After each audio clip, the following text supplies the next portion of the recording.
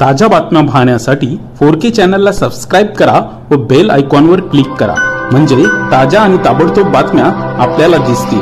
धन्यवाद। नमस्कार, मी गौरव जागीरदार आणि आपण पाहत आहात 4K डिजिटल न्यूज चॅनल।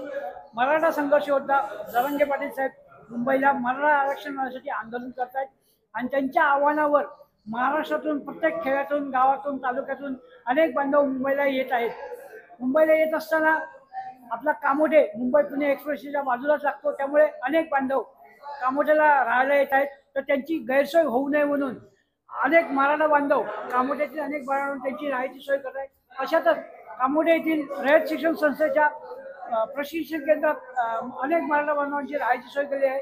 आपल्यावर असेच ज्यांची सोय केली आहे ते हर्षवर्धन पाटील आपल्यावर आहेत। काय सांगणार साहेब, ही संकल्पना कशी सुचली, का करावं वाटलं एवढ्या लोकांची सेवा? मराठा संघर्ष योद्धा मनोज जरांगे पाटील साहेब यांच्या माध्यमातून गेली 2-3 वर्षापासून मराठा आरक्षणाचं आंदोलन या ठिकाणी चालू आहे। मग गेल्या 2 वर्षामध्ये त्यांनी केलेले आमरण उपोषण असतील आणि विविध ठिकाणी केलेले आंदोलन असतील, आणि आता मुंबईमध्ये आझाद मैदानावरती मनोज जरांगे पाटील यांच्या माध्यमातून आमरण उपोषण या ठिकाणी केलं जात आहे। यासाठी संपूर्ण महाराष्ट्रातून मराठा बांधव अतिशय लाखोच्या संख्येने येत आहेत आणि मग त्यांची राहण्याची सोय या ठिकाणी करावी अशा उद्देशाने कामोठे हे मुंबईचं प्रवेशद्वार आहे आणि या ठिकाणी येत असताना इथून पुढे जात असताना गाड्यांना जायला जागा नाही, मध्ये रोडमध्ये ट्रॅफिक झालेली आहे, म्हणून इथेच गाड्या लावून ट्रेनने मराठा बांधव आपले आझाद मैदानावर पोहोचतात। दिवसभर आंदोलन त्या ठिकाणी उपोषणामध्ये सहभागी होऊन संध्याकाळच्या वेळेस इथे येतात। मग त्यांची राहण्याची सोय या ठिकाणी गैरसोय होत होती, म्हणून काल लोकनेते रामशेठ ठाकूर साहेब यांच्या माध्यमातून त्यांना फोन केला।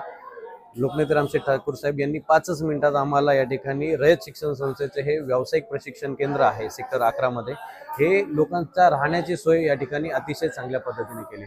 जवळजवळ 500 ते 600 लोक या ठिकाणी राहू शकतील अशा पद्धतीची ही सोय आहे। या ठिकाणीच राहण्याची आणि जेवणाची त्यांची सोय या ठिकाणी केलेली आहे। सन्मान्य आमदार प्रशांतदादा ठाकूर साहेब यांनी सुद्धा आवाहन केलं आहे की जिथे आता सगळे मराठा बांधव आम्ही सगळेजण आवाहन करतोय की प्रत्येक घरातून एक भाकरी आणि काही जेवणाचं साहित्य या ठिकाणी यावं, पण त्याच्यानंतर जाऊन पाण्याची काही व्यवस्था असेल, काही तांदूळ लागत असेल जेवण बनवण्यासाठी, अशी सगळी सोय आमदार प्रशांतदादा ठाकूर साहेब यांनी सांगितलेल्याप्रमाणे आम्ही या ठिकाणी करत आहोत।